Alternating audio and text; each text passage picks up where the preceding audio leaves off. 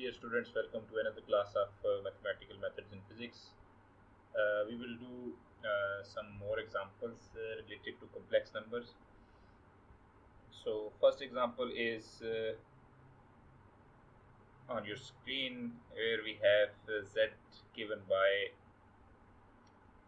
the equation z equals minus 1 minus iota here on the screen, and you are asked to plot it in polar form. So we read the polar form last time, that z equals r e to the power iota theta. So now we want to write this in that form. So if you see now, let's write this in the shape of x plus iota y, this complex number. So if you look carefully, then when we have z equals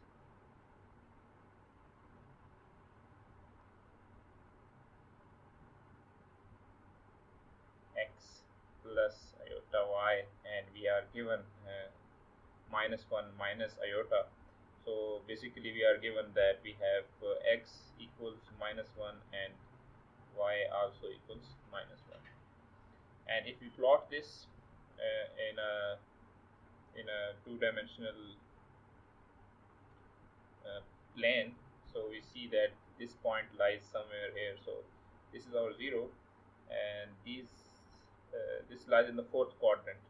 So by the way, this diagram,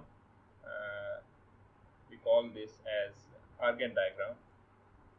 So on this Argand diagram, we have 0 here, so minus 1, if we define this minus 1 and this minus 2, and similarly on the y-axis, this is y, this is x.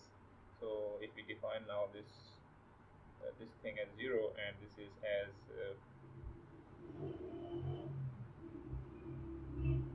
minus 1 here, then the point will lie at this location somewhere. At this location here, and this is our minus 1 point, and we want to now calculate the value of r, and the value of r is straightforward to be determined, so that r is now square root of x squared plus y squared, and that would be 1 plus 1, that is square root of 2. So this is pretty straightforward to understand.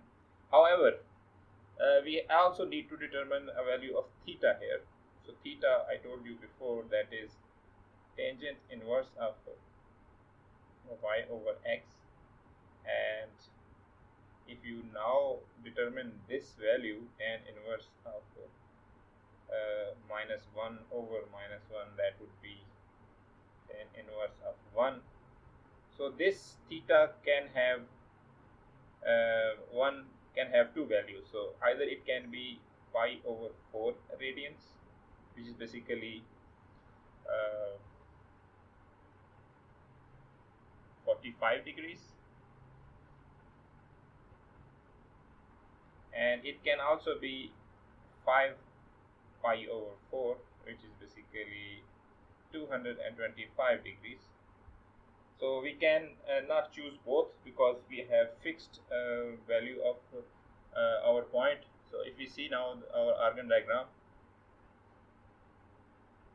this one that I drew a while ago, so this lies in the fourth quadrant.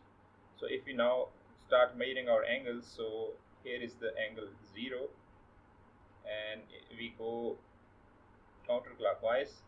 This is our 90 degrees,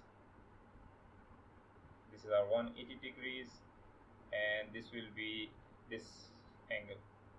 So this would be 225. So now we write theta equals not 45 degrees but 225 degrees, or 5 pi by 4 radians. So our theta is 5 pi over 4 radians, and there is a convention that if we now add anything that is a multiple of 2 pi, then this theta also is valid for that. So normally in trigonometry we are writing this as 2n 2 pi times n or 2n pi. So I simply write 2n pi here. So because if you add 2 pi into this, add or subtract, it does not matter. So the value remains still the same. So this is the value that we will be using, and it also means that we have infinite possibilities of angles in terms of n. Possibilities of angles, or n, what you call.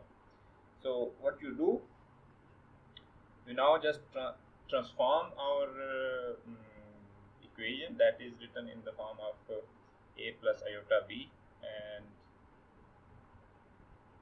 so our z that was equal to 1 minus 1 minus iota previously, now it would be written as or cosine of theta plus iota sine of theta, and we will just replace the values of r and theta.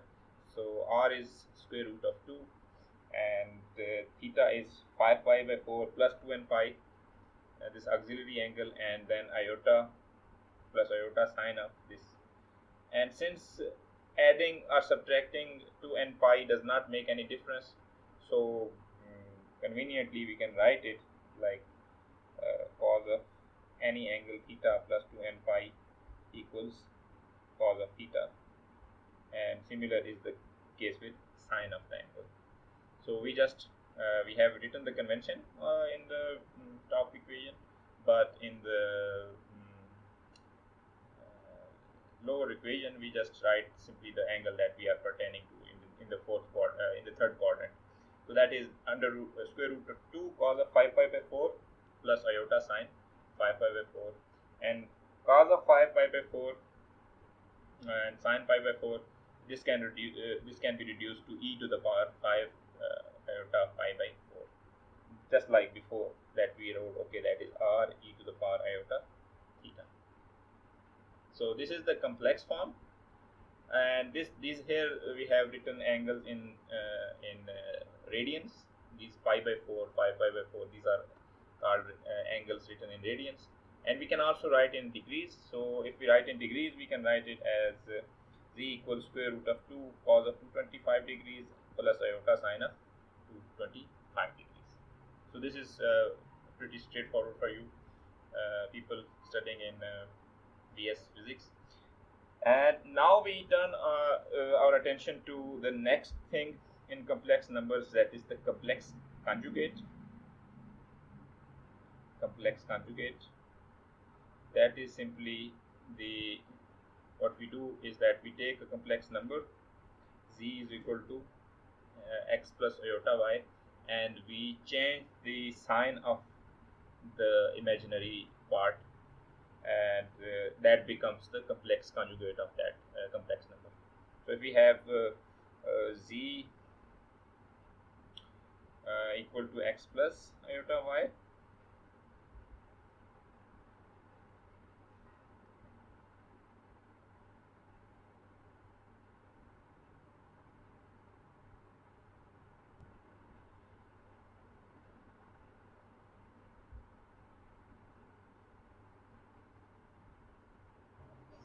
x plus iota y, then its complex conjugate that we write as z bar, that is x minus iota y. Nothing so special in this terminology, but there is something special, that is its representation on a graph.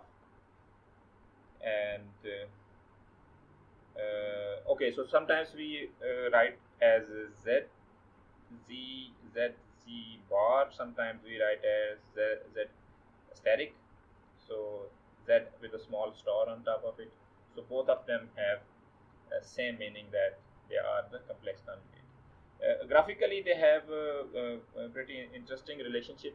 This actual complex number and its complex conjugate. The relationship is that if you have now this actual complex number in the first quadrant, the complex conjugate would be in the fourth quadrant. That would be a mirror image of the same number in.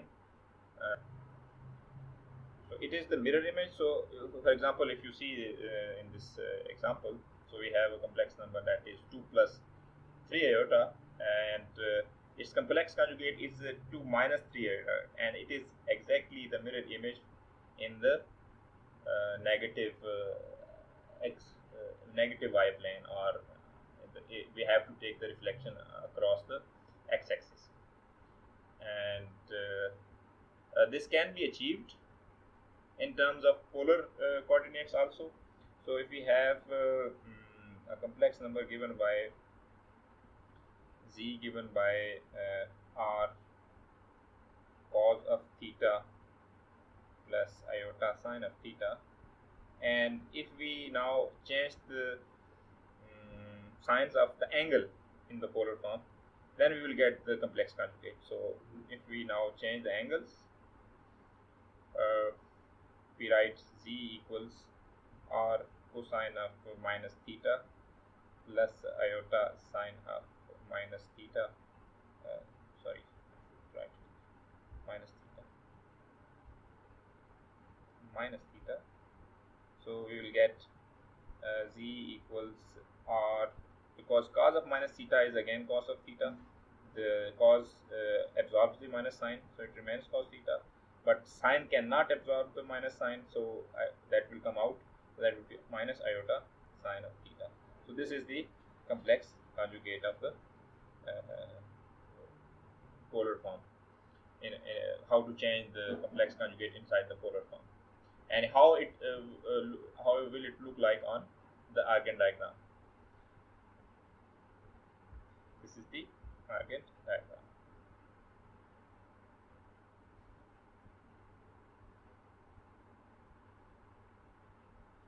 Okay, and this is pretty simple and straightforward. So you know how to plot the proper complex number and its complex conjugate. And the interesting property that arises with complex numbers is we can write now complex equations and we can solve them. So complex equations, if you see now,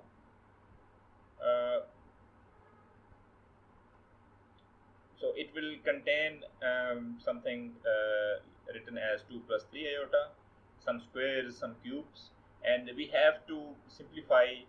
What does that mean? In terms of a proper complex number, we have to reduce it into the form a plus iota b. So, for example, on your screen you see that we have an equation given by x plus iota y squared equals 2 iota, and we want to know what are x and y in this case.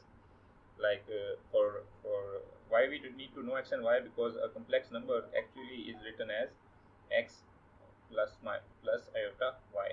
So this is not the simplest form, x plus iota y, and so we need to define. We need to simplify this equation. So what we do, we just open it up. So if you open x plus iota y squared, so that is x plus iota y squared. You just use the elementary formula for square. That would be x squared plus 2 iota xy, and plus and minus, because iota y you have to square it, then iota square is minus 1, and that would be minus y square. So now it has been decomposed into two parts, this left hand side. So that is x square minus y square plus 2 iota xy, and if we now write it combining it with the right hand side, that is 2 iota.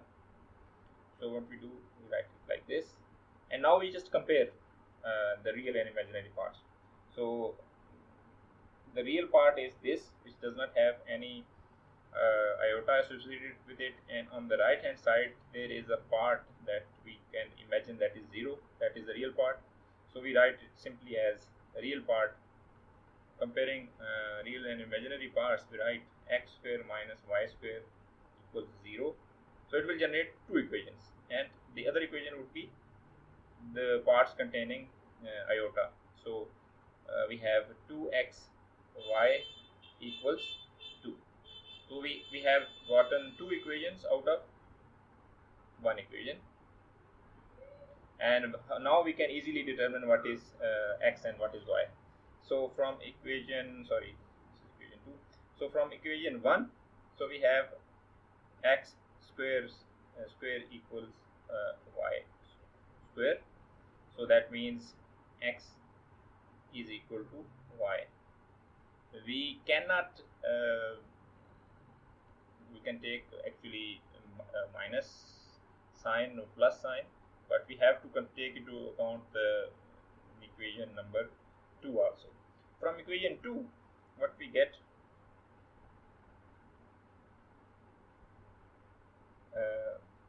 so this is from equation 1, and this is from equation 2.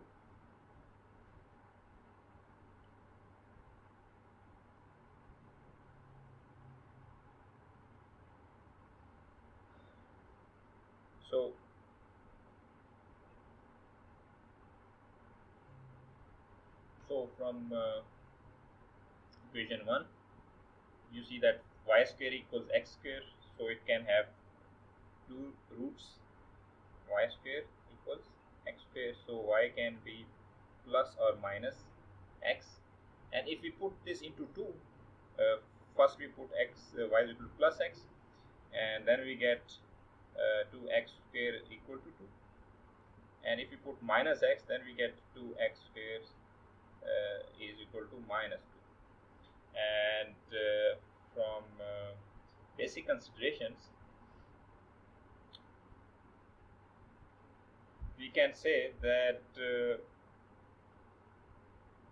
both x and y are real. So x square should not be equal to minus 1. So because this equation, this is the second equation, this one gives us x square minus 1. But if x square is minus 1, its square root would be an imaginary part. So this cannot be true. So we just don't consider this, and we only consider this part that gives us x square is equal to plus 1. And if we take x square is equal to plus 1, and from the other equation, if we take y equal to x,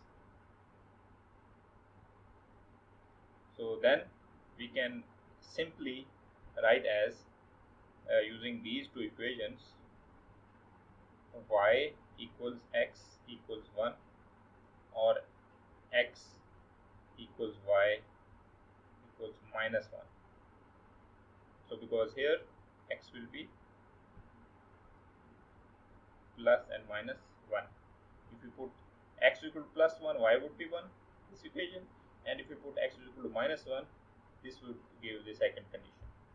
So these are the values that we needed to compute from this complex number x plus iota y whole square is equal to 2i. So we get two possibilities. Either both x and y are equal, they are equal to plus 1, or they can be equal to minus 1. This is somehow abstract for you, but just this is the start of complex numbers. Again, these complex equations, the example 1 that you are now looking at on the screen under the heading of graphs. So you can now you can calculate this real and imaginary parts of any complex number, and what you can do is you can determine what that equation represents, what that equation means. So for example, in example 1, it is written that show what is z mod equal to 3 means. So what does this equation stand for? So if we now know complex numbers, we can easily determine that. So we know that z mod is equal to x square plus y square square root from the definition of the absolute value. And whenever something is like that, we can write it, we can equate it to the original equation. So x square plus y square equals 3, and if we squares both sides, we get x square plus y square equals 9, which is basically equation of a circle. What is this? This is an equation of circle which has a radius 3, which has a radius of 3. In a similar manner, we go to other examples. So in example 2, we have z minus 1 mod equal to 2. So here again we can use the same technique. So we just equate our equation. Z equals x, z minus 1 mod is, you can determine it, and you will get that it is some kind of a circle also again. And now if we get an inequality, just we have gotten here, then situation becomes more interesting. So now when there is an inequality, we can define not only a circle but a whole disk. So it will give us an area in some range. So if we have now mod of z minus 1 less than equal to 2, that means it includes a disk, two-dimensional circular area that we call disk, like that, something like this, that has some center at some point, and because I mean you can determine where its center lies, but the approximate shape of that area would be a circular disk.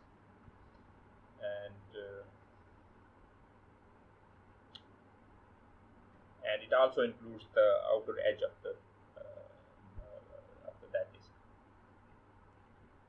However, before I proceed further, I just need to ask you for a little bit of an assignment, and that assignment is that you need to prove that this is this thing here, this indeed transforms like this, that z minus 1 mod equal to equals x minus 1 squared plus y squared equals 4. And for convenience, what you can do is you can use this definition of mod, that is basically z into z complex conjugate whole square root, that is equal to z mod. And if you use this definition and use in A, then you should get this kind of formula, the formula of a circle, and with the center at 1 0. And that's the small assignment that you all need to try at home. And for disk, you can also plot the values z minus 1 mod, that is less than 2, and you can argue why it is a disk. So I ask you to just try this and do let me know if this is a disk or what. Similarly, in example 3, you are given an angle of pi by 4, and you are asked to determine what are y and x. So this should be easy for you from the examples, from this example that we did in the beginning of today's lecture. So we said that when x equals y equal minus 1, then that lies in the third quadrant with an angle of 225 degrees. But if both of them are positive, then it should lie in the first quadrant with the angle of 45 degrees, or pi by 4 radians. So you can easily determine that this is the case where y is equal to x, and it can be y equal to x, so both can be 1, or both can be 2, or both can be 3 or 4, whatever. So that tan of the angle is tan of the angle is 1, and this should be also true because x should be greater than 0, so that it should lie in the first quadrant. If x is not greater than 0, then it will go to the third quadrant. So this is already clear for you. In example 4, if you see, we are given that a real part of z is greater than 1/2. So this is again an interesting problem, and z is x plus iota y, and if the real part of z is greater than 1/2, that means x is greater than 1/2, and x is greater than 1/2 means every point, and that can lie if you draw an eigen diagram corresponding to this example. So if you draw like this, and you are called that x real value of z is greater than 1/2, so if you define something points somewhere here, if this is 1/2 and this is 1 and this is 3/2 and this is 2 and so on, then this will be given as any value that has x positive 1/2. So x positive 1/2 can be in either in the first quadrant or in the fourth quadrant. So a whole area, this kind of area, it will represent in graphically. So this kind of area is given by this inequality here. You should take some time and try to understand what I mean to say here, because during exams I will be asking the same kind of questions to you, and then I assure you that you should take good care of your understanding when you are listening to these lectures. These are not simple lectures. You should open the book. These are from the same book that I have recommended you after the first lecture. I have given you, in fact, in PDF form, and you should read it. These are from the second chapter. These examples are given. You should try the problems, and you see how you proceed with these things. And now next topic is the Euler's formula. It's given here under the heading 9, Euler's formula. This is read as OILER, Euler's, although it's written somehow differently. And you know from the series expansions, here it is written that from chapter 1, but you haven't read chapter 1, but you know that we can expand the series of sine and cosine in the increasing powers of theta. So sine theta can be written as theta minus theta cube over 3 factorial plus theta 5 over 5 factorial. This you know from your elementary mathematics. Sine theta equals theta minus theta cube over 3 factorial. That is the odd powers of theta. Sine theta is written as odd powers of theta, and cosine is written starting from 1 as even odd powers of theta. So you can expand in the power series both of these functions. And now if we want to expand exponential, so exponential, it has its own expansion, this e to the power iota theta. So we can write okay, so if there is any exponential e to the power x, so it can be written as 1 plus x square over 2 factorial. So there is a full series power expansion of an exponential. And if you put x is equal to iota theta, we will get 1 plus iota theta squared over 2 factorial plus iota theta cube over 3 factorial, and so on. This is an infinite series. We do not terminate it anywhere, so it goes like on and on. And now if we open it up, so first two terms remain the same, but third term becomes iota square means minus 1 and theta square over 2 factorial, and third term we have iota cubed, so 1 iota comes out and theta cube over 3 and so on. And now we can split actually this series into two sub-series. these sub-series. One is without iota and other is with iota. And this series without iota, it has even powers of theta, and it looks exactly same as cosine.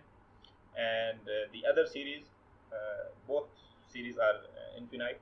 And the other series which contains iota, it has odd powers of theta, and the sign order is also the same. So first sign negative, as you see in the original. And we can write e to the power iota theta as cos theta plus iota sine theta.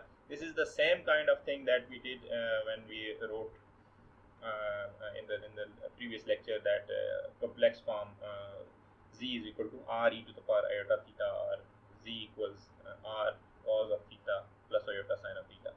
But writing these this kind of exponential in form of cosine and iota sine is called the Euler's formula. So you should always remember that this is Euler's formula, and this is a pretty useful thing when we are dealing in the complex numbers and complex equations, and it simplifies things drastically. And that's why we wrote z is equal to x plus iota y equals r cos theta plus iota sin theta.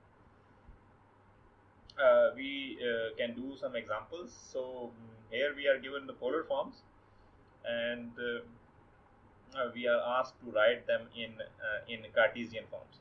So previously what we did, we used the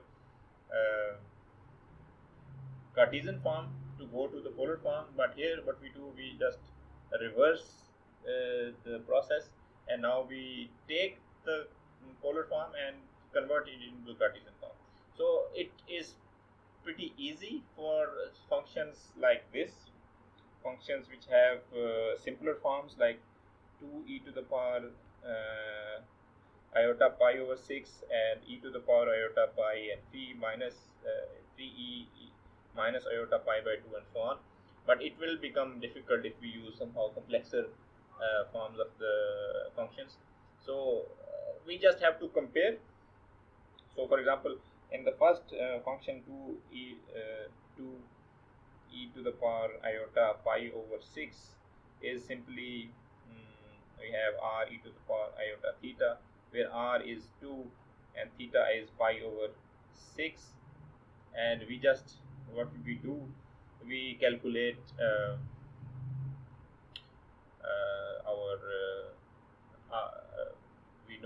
we know r and theta, we just calculate x and y, and we know that x is equal to r cosine of theta,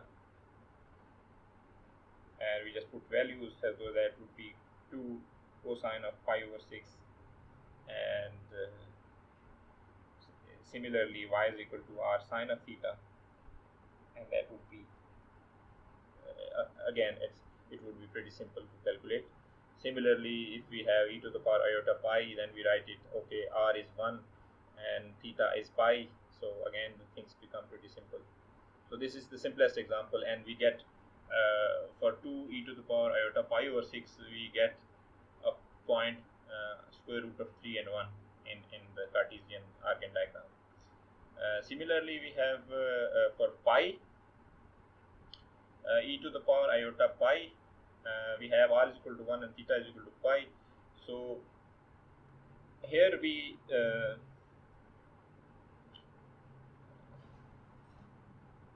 get e to the power,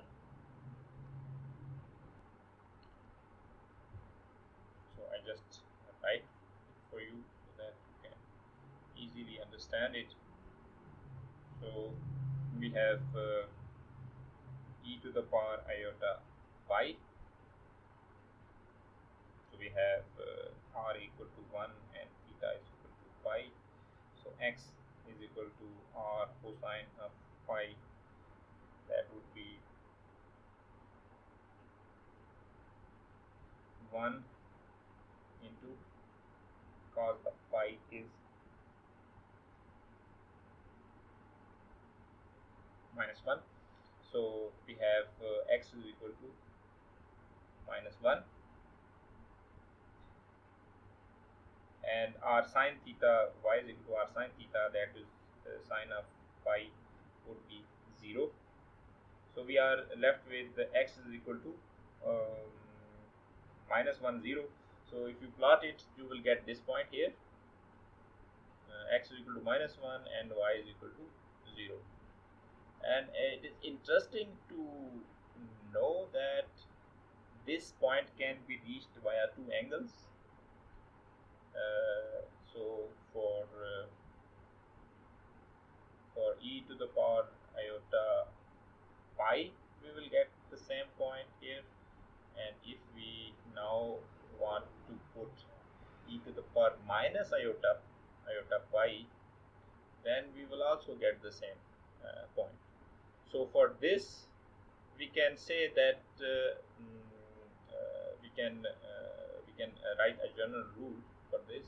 When we have r is equal to 1 and theta equal an odd multiple of pi, like minus 1, plus minus 3, or plus minus pi, we will get the same point, minus 1 0 on the Argand diagram. So this is a general rule. So whether it is written as e to the power iota pi or it is written as e to the power minus iota pi, both will result in the same point on the Argand diagram, that is here. Okay, and then we see the third example, that is 3e to the power minus iota pi by 2. So I need to simplify this as well. So here we have r given by 3 and theta given by minus pi half. So x would be 3 cosine of minus pi by 2, that is 0, and y equals 3 sine of minus pi over 2, and that would be sine will take the minus sign out, and sine pi by 2 is 1, so that is minus 1. So this complex number will be written as 0 minus iota or minus 3 iota. So I correct it here. So this is not minus 1 but minus 3. So that is minus 0 minus 3 iota, and if you plot it on the Cartesian Argand diagram, so you will get a point along the y is equal to minus 0 line here. So this is the point corresponding to this complex number 3e to the power minus iota pi by 2. This is the point. And last but not the least example is the point e to the power 2n pi iota, and this is pretty interesting. So it contains an integer n that has no fixed values. So if we compare it with the polar form of our complex numbers,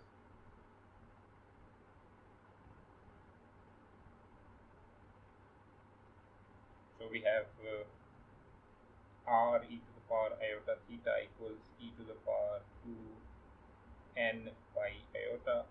So we get r equals 1 and theta equals 2n pi, and for that we can take several values of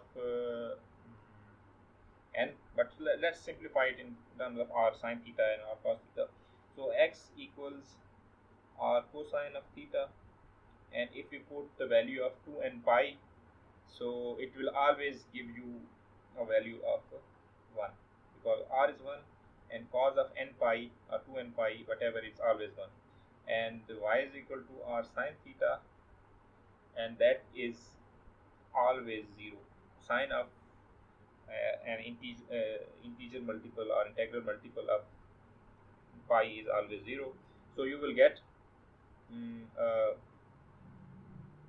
point that is 1 0. So first time when you put n is equal to 1 pi in this equation here, n is equal to 1, you will get a point 1 0, that is here. And now if you add an angle to n. So if you now increase 2 pi, you will again get this point. So you will get a kind of spiral thing that will revolve 2 pi degrees each time and will reach this point 10 every single time.